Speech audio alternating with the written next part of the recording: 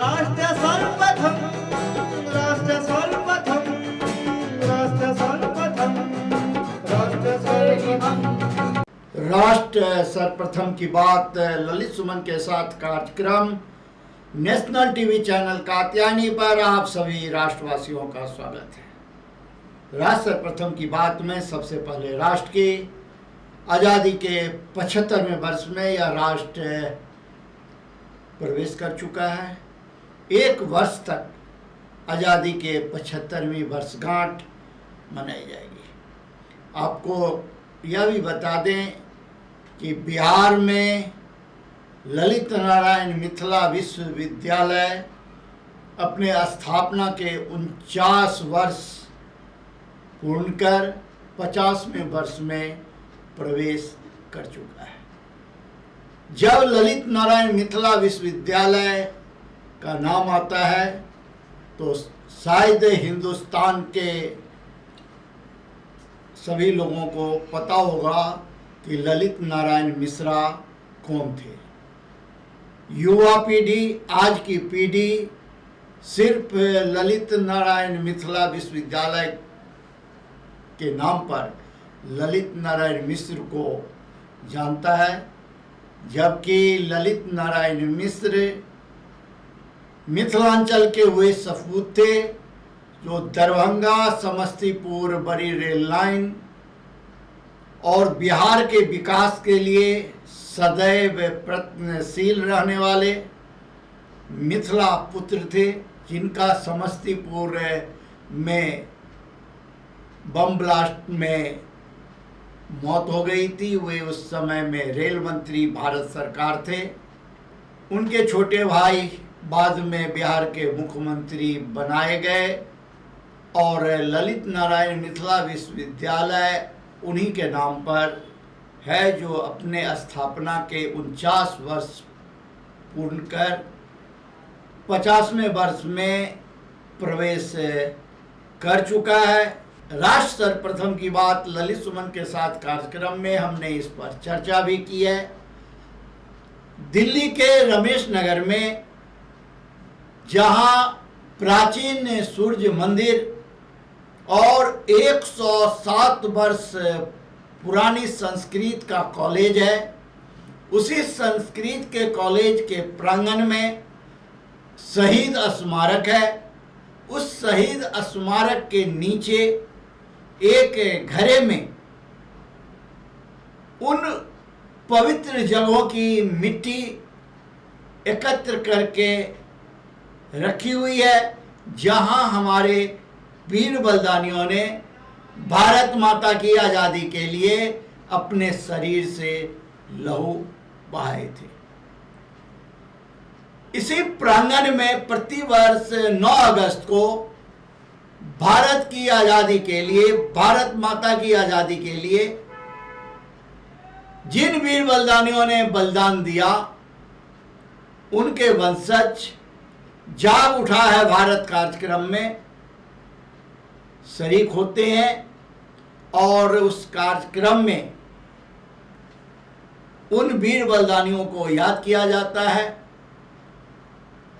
और भारत सरकार से मांग की जाती है कि उन वीर बलिदानियों को शहीद का दर्जा प्रदान किया जाए।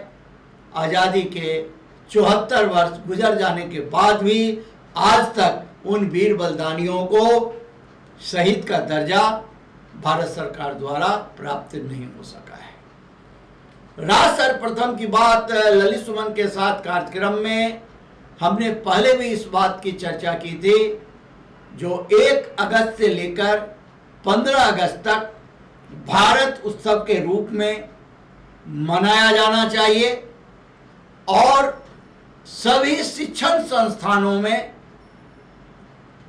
इस बात का जिक्र किया जाना चाहिए ताकि आने वाली पीढ़ी, युवा पीढ़ी को इस बात का ज्ञान हो सके जो देश की आज़ादी जो मिली वो कैसे मिली, इसके लिए कितने बलिदान देने पड़े, तब जाकर भारत माता आज़ाद हुई और आज हम सभी आज़ाद हिंदुस्तान के नागरिक हैं।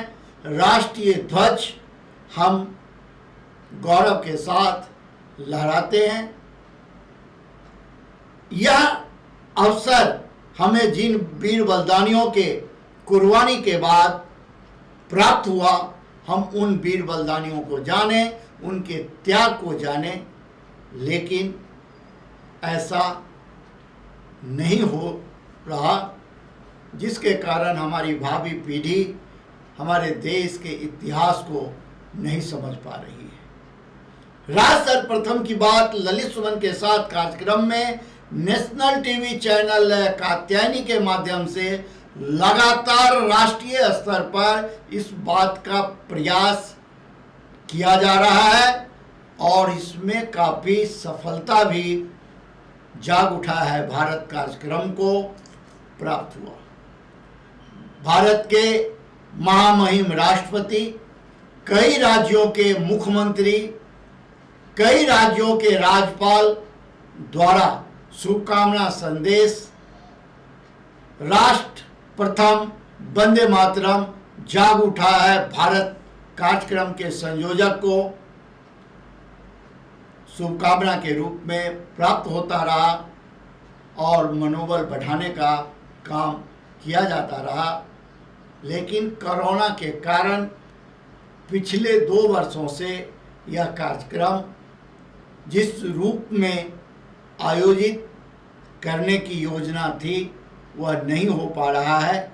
लेकिन जिस प्रकार से देश के अन्य कोनों में राष्ट्रीय ध्वज तिरंगा को लेकर तिरंगा यात्रा निकाली जा रही है, लोगों में जागरूकता फैल रही है, राष्ट्र के प्रति लोगों के मन में जो एक विश्वास की नई किरण देखने को मिल रहा है, उससे निश्चित रूप से ऐसा प्रतीत होता है कि आज़ादी के 75वें वर्षगांठ में हमारा यह राष्ट्र एक सशक्त राष्ट्र के रूप में विश्व के सामने आएगा और राष्ट्रीय ध्वज प्रत्येक घरों के ऊपर 15 अगस्त से पहले लहराता हुआ मिलेगा और वह क्षण बड़ा ही गौरव का क्षण होगा।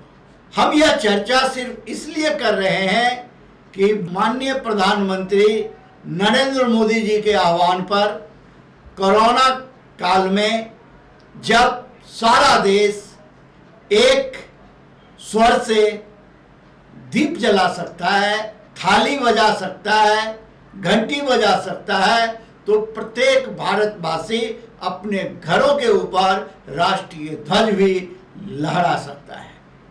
यह भारत की विशेषता है, यह भारतीयों की विशेषता है। वे जो सोच लेते हैं वे करके दिखाते हैं। राज सर्वप्रथम की बात ललित सुमन के साथ कार्यक्रम में अभी समय है एक ब्रेक का। हम चलते हैं ब्रेक पर, बहुत छोटा सा ब्रेक, आप कहीं जाए नहीं। दिन देखिए 8 बजे रात्रि 9 बजे सुबह राष्ट्र सर्वप्रथम की बात ललित सुमन के साथ कात्यायनी टीवी पर। 22 वर्षों से प्रकाशित मदर इंडिया पत्रिका, पढ़ते रहे देश दुनिया की खबरों के लिए।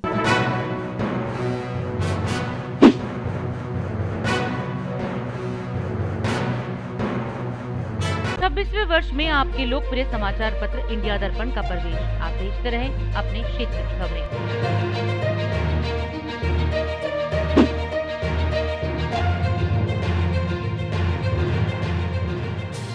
और अधिक खबरों के लिए आप हमारे YouTube चैनल दैनिक इंडिया दर्पण को अभी सब्सक्राइब करें और नोटिफिकेशन के लिए बेल आइकन को प्रेस करना ना भूलें।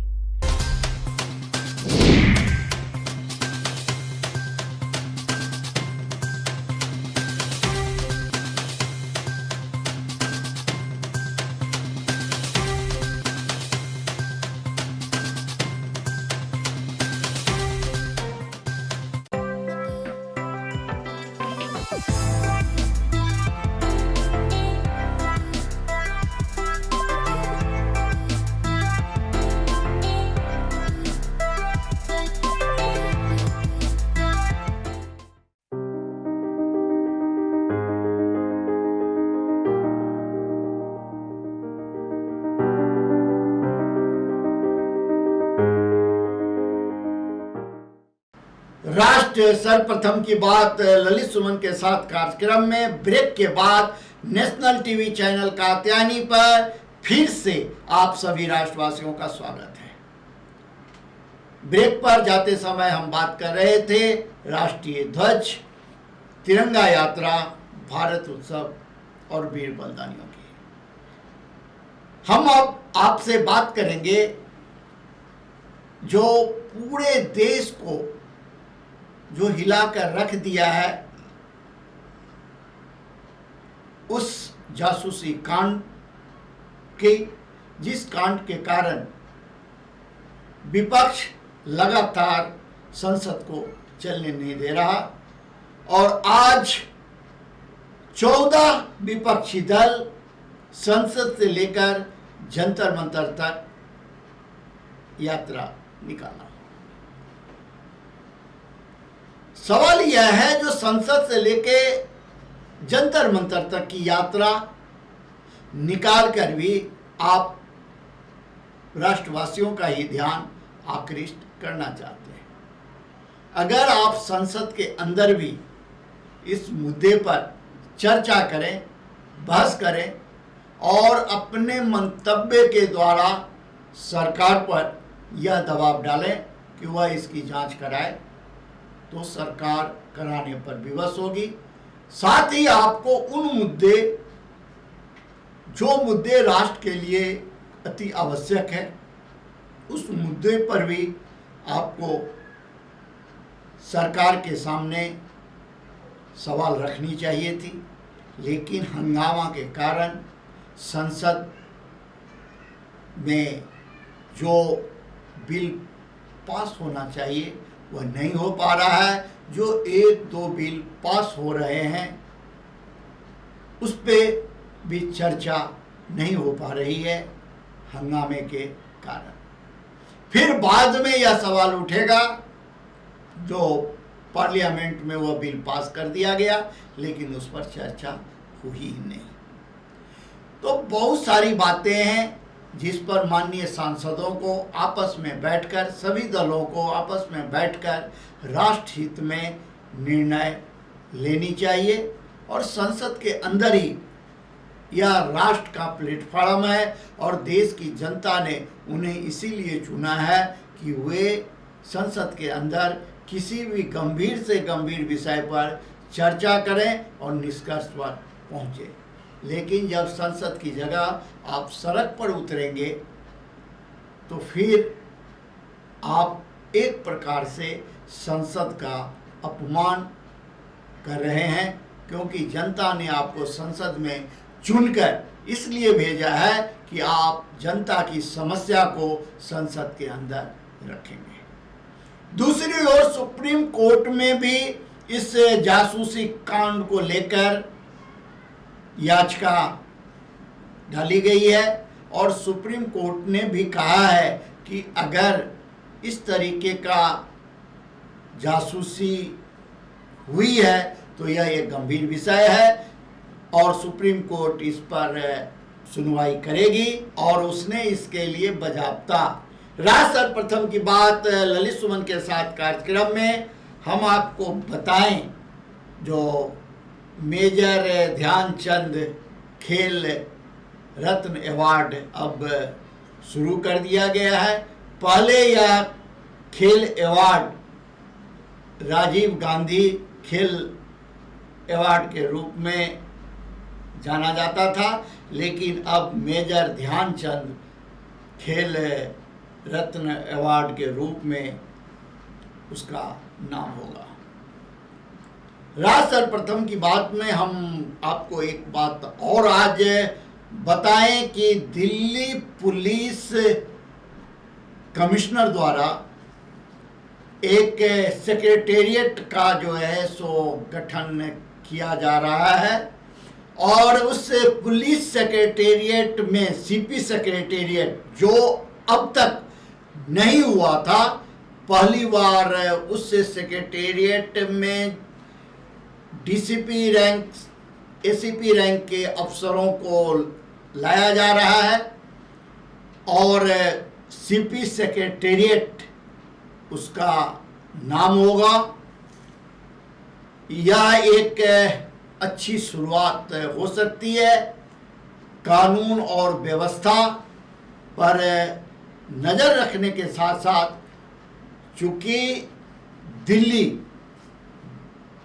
एक स्टेट की ही राजधानी नहीं है बल्कि भारत की भी राजधानी है। राज सर्वप्रथम की बात ललित सुमन के साथ कार्यक्रम में हमने कई बार इस बात को आपके सामने रखा है। जो दिल्ली सिर्फ एक राज्य की नहीं, एक राष्ट्र की ही नहीं, बल्कि संपूर्ण विश्व की जितनी भी एम्बेसियां हैं वो भी यहीं दिल्ली में है। एक प्रकार से दिल्ली अंतर्राष्ट्रीय सेंटर है। यहाँ से अगर कोई बात निकलती है तो वह विश्व के सभी कोनों तक पहुँचती है। इसीलिए दिल्ली में कानून व्यवस्था से लेकर सभी तरह की व्यवस्था उच्च स्तरीय होनी चाहिए। राष्ट्र सर्वप्रथम की टीम लगातार यह मांग भी करती रही है। जब राकेश अस्थाना को दिल्ली पुलिस कमिश्नर के रूप में लाया गया तो आप उस दिन के नेशनल टीवी चैनल कात्यायनी को देखेंगे तो हमने उस दिन इस बात का चर्चा किया था कि राकेश अस्थाना एक अलग किस्म के आईपीएस अधिकारी हैं जो अपनी एक अलग टीम बनाकर अपराध नियंत्रण की दिशा में त्वरित कार्रवाई करने में भरोसा रखते हैं। उस वक्त लोगों ने यह सोचा होगा कि राज सर्वप्रथम की टीम यूं ही पुलिस कमिश्नर के रूप में राकेश अस्थाना के आने पर उनकी तारीफ में इस तरीके की बातें की है।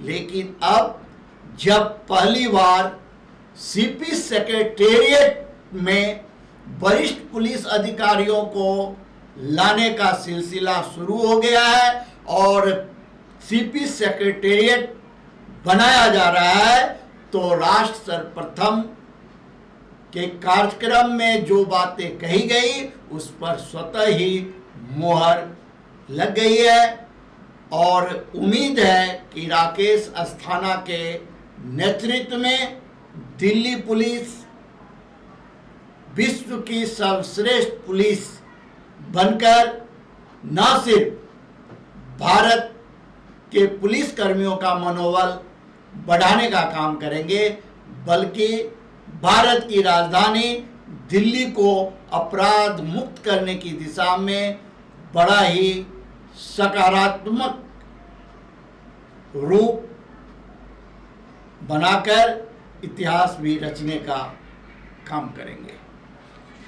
राज सर्वप्रथम की बात ललित सुमन के साथ कार्यक्रम में उस वक्त मन छोटा हो जाता है जब एक महिला पुलिसकर्मी अपने ही विभाग के एक सब इंस्पेक्टर के ऊपर रेप और ब्लैकमेलिंग का आरोप लगाती है। इससे न सिर्फ पुलिस की छवि खराब होती है बल्कि कानून और व्यवस्था पर भी सवाल उठता है। यह बात जग जाहिर है कि हाथ के 5 उंगली एक जैसे नहीं होते, उसी प्रकार किसी भी विभाग में कहीं भी सभी लोग एक जैसे नहीं हो सकते। लेकिन जब इस तरीके की कोई हरकत होती है, जब पुलिस का कोई कर्मी अपराध कर्मियों से मिलकर, संगठित अपराध कर्मियों से मिलकर किसी शरीफ और कानून प्रिय लोगों को झूठे मामले में फंसाने का काम करता है, जब संगठित अपराध कर्मियों को बचाने के लिए एलजी कार्यालय, प्रधानमंत्री कार्यालय और सीपी कार्यालय को गलत रिपोर्ट भेजा जाता है तो पुलिस की कार्यशैली पर सवाल उठने लगता है। उम्मीद है दिल्ली के नवनियुक्त पुलिस कमिश्नर राकेश अस्थाना के नेतृत्व में दिल्ली पुलिस के ऊपर जो इस प्रकार की दागें पिछले वर्षों में लगती रही है, उन सभी चीज़ों पर विराम लगेगा। राज सर्वप्रथम की बात ललित सुमन के साथ कार्यक्रम में आज हम आपसे यही विदा लेंगे। आप अन्य खबरों के लिए बने रहें नेशनल टीवी चैनल कात्यायनी पर। राष्ट्र सर्वप्रथम, वंदे मातरम, जाग उठा है भारत। पहाड़गंज के बलीमरान सभा क्षेत्र में रामनगर वार्ड नंबर 91 से आम आदमी पार्टी के नॉमिनेटेड निगम पार्षद धर्मेंद्र कुमार महावर ने विशाल मजदूर लेबर कार्ड कैंप लगवाया। यह कैंप दिल्ली भवन निर्माण मजदूर संगठन के सहयोग से लगाया गया।